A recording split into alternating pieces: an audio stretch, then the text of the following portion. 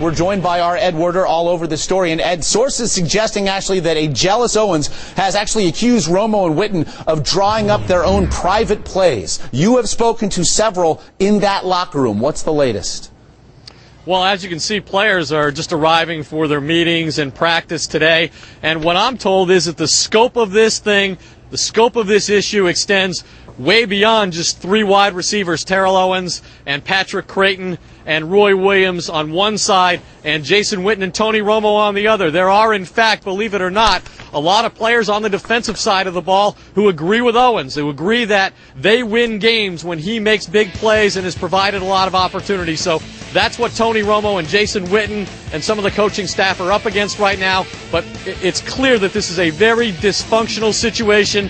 And one of the players told me that the biggest threat that Owens poses is not his own discontent, but the fact that he's willing to go poison the minds of other players against his quarterback, as we have potentially seen him do right here. We have seen this division in public. We have seen it on the sidelines. We have actually seen this during games. What impact, if any, might there be come Sunday? Well, I mean, you talk about turmoil. Let's go back. After they lost that game in such a horrific fashion to the Steelers, Jerry Jones is then publicly criticizing Marion Barber for not playing with an injury that Jones deemed was unnecessary to cause him to miss the game.